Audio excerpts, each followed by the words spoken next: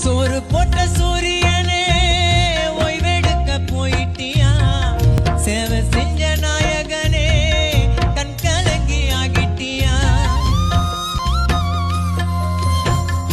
ஆலியில கண்டெடுத்த அழகிய அன்பு முத்தே, தமிழக மக்களுக்கு என்னைக்குமே நீங்க சொத்து.